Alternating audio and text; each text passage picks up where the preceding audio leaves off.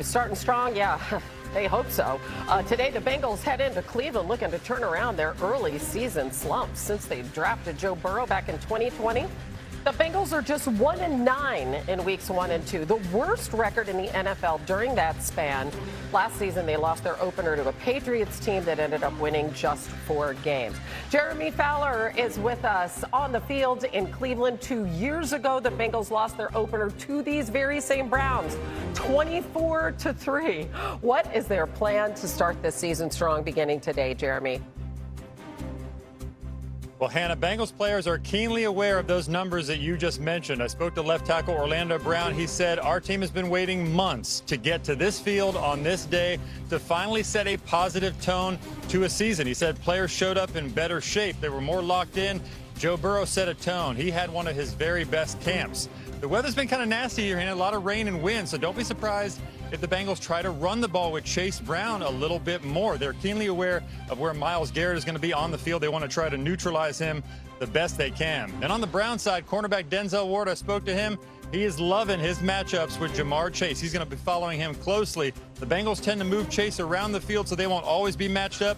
But Ward told me I will get my chances. Well, we'll see what that means for T. Higgins. The Bengals are a 5.5-point favorite on the road. Jeremy, stay dry if you can, and we will see you a bit later on. Thank you.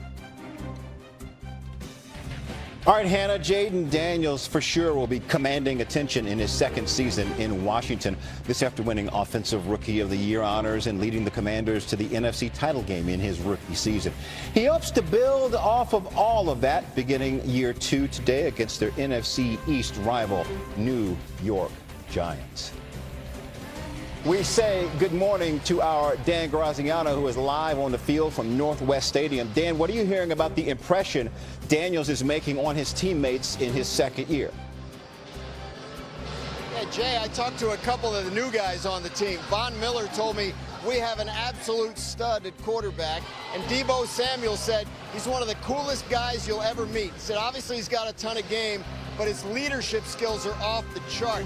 He said he holds everyone to a high standard and sets the standard for the whole organization. And Jay, it reminded me of when I was at the Commanders training camp in early August. There was a play where an offensive lineman committed a penalty and Jayden Daniels kicked him out of the huddle right after. And head coach Dan Quinn said that wouldn't have happened last year, because last year the coaches told Jayden Daniels, just be a great quarterback and a great teammate. We'll worry about holding guys accountable, all that kind of stuff. But now that he's in his second year, and now that he showed so much in his first year, Jayden Daniels is elevating that aspect of his game, and his teammates are taking notice. You could feel that confidence when Hannah and I did the Commanders camp for 50 states in 50 days. You could feel the confidence that Jayden Daniels has coming into year 2. So we will see. By the way, completing 69% of his passes in his last rookie season, the highest for a rookie in NFL history. Dan Graziano, my man, battling the noise like a professional. Thank you, brother. Well, back to a guy who knows Jayden Daniels as well as anybody. Herm, you coached him at Arizona State. He gets his favorite receiver, Terry McLaurin, back finally. What would you like to see from Jayden in year 2 to build upon that terrific rookie season? Well, obviously, he's established himself as the leader of this football team, but number-wise, he threw 25 touchdown passes last year. I could see him getting that up to about 35. And here's the thing he has to guard against. He stayed in the pocket at times too long. He got hit a lot, and he got sacked 50 times. That's way too many sacks for Jayden Daniels. He's too athletic to get sacked that many times. So I think if he improves with that, he's going to have a much better season. And can the Commanders overtake that team in Philadelphia, the Eagles? Can they win the division? And I know if you're Jayden Daniels, that's what he's thinking about. Can we win the division? Can we take the Eagles out? Meanwhile, Cliff Kingsbury has a new weapon for that offense. They acquired Deebo Samuel. You can use him in so many ways. What would you like to see from him in that offense today? Well, I think he's like the Swiss Army knife, and you're right. You can use him as a running back. He can play in the slot. I would use him this way. I wouldn't send him so much vertically. is where I would send him over the middle on little dump passes, little routes when the linebackers clear out. He can run the ball as well, but I'd get him the ball in space, but I would clear the space out and let him be the underneath guy. Give him some nice little passes underneath because he's hard to tackle. He's a powerful runner when he gets the ball in his hand. Yeah, that would be a great option, great game plan for Jayden Daniels, who, by the way, got his first career win last year against the Giants. So that was in week 2. All right, Herm, we'll be back with you in just a bit. Jay, Schefter has reported that Micah will play today. What can you tell us about how he's acclimated to the Packers since being traded from the Cowboys 10 days ago? Hannah, Micah Parsons has acclimated well to this team. He's playing ping pong with his new teammates. There's hoops around the team facility. In between meetings, if they have a couple minutes, he's challenging to shoot a few hoops, and that's how you get to know your teammates really well. He says even though he's just about a week in, that this feels like home, and he's never really been in a locker room like this. But it's all about the scheme and the playbook. How is he acclimating to that? He says it's actually been pretty easy to pick up. He says that that's in part because of the coaches and what great teachers they have been. Also, it is some hard work. He was in on his player's day off. He's been early. He's been staying late at night, and then he's getting extra work in with some extra meetings. So a lot of effort by Micah Parsons. He says about 80% of that playbook is down. And as far as those practices this week and how he's acclimating on the field, Coach Matt LaFleur says even though he's been limited, he looks like an absolute freak out there, Hannah. So that's what the Packers expect to see from him today, albeit it's likely going to be in a limited capacity. Yeah, listen, one of just 2 players in NFL history with 12-plus sacks in each of his first 4 seasons. Another Packer who started off as an Eagle had those numbers too, the great Reggie White. Lindsay, we thank you. Hannah, Herm Edwards is back with us now. Herm, what specifically are you going to be watching for from Micah Parsons today? Well, obviously how they use Michael Parsons. I think he'll be a situational pass rusher when you think about his ability to get after the quarterback. And the Green Bay Packers, when you think about this, the Green Bay Packers, this is a big game for the Packers. They were 1-5 in the division last year. They played Detroit, who was 6-0 in the division. So I can see Michael Parsons being used as a little bit of a joker. You're going to move him around on the line of scrimmage. Sometimes he's going to be over the center. Sometimes he's going to be over the guard. Sometimes he's going to be at end. And use him as a designated pass rusher. He hadn't been in camp. He's not in shape. He's about a 25-play guy at the most. And this is why you bring him here, to enhance your pass rush. Remember, the Green Bay Packers are scoring 27 points on offense. They can score. Problem is, they got to knock the quarterback down. They do. They do. Hey, you mentioned Detroit. Let's talk about Detroit. 6-0 in the division last year. They swept Green Bay last season. What will be the key for the Lions to continue that streak today? Well, the Lions do what the Lions do. Montgomery and Gibbs, right? They have this fantastic running attack now. This is going to be interesting in my opinion. They lose their offensive coordinator, Ben Johnson.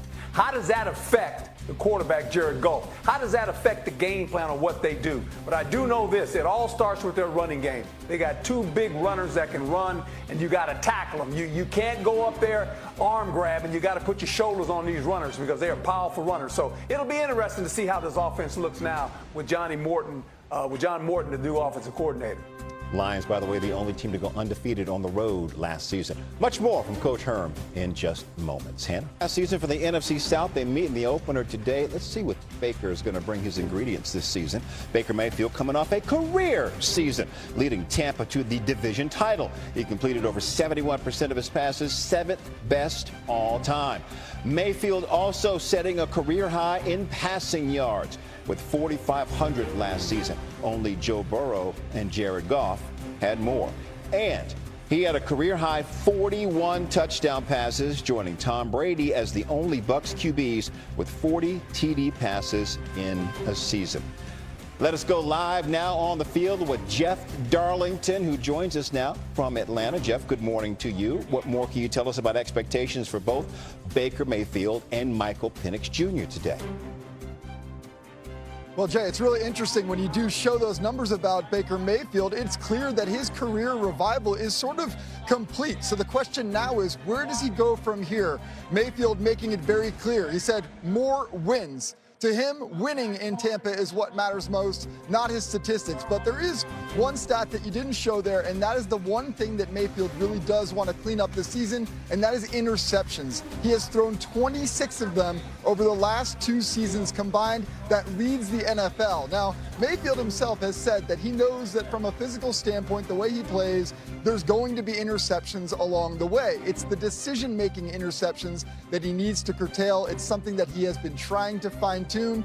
Now over to Michael Penix. We know that he had sort of a 3-game audition last year when he replaced Kirk Cousins. The team feeling very confident that Penix is their future at the quarterback position. They love the way that he pushes the ball downfield. And by the way, I talked about interceptions. They love the way Penix makes good decisions and protects the football. So, Jay, 2 very intriguing quarterbacks in this game, and really a very interesting when it comes to the division rival that these 2 have sort of formed as well. Hey, Jeff, do me a favor. Look over your left shoulder to the folks who just brought the flag behind you and wave to them because they were waving at us when you were doing your live shot. Just let them know.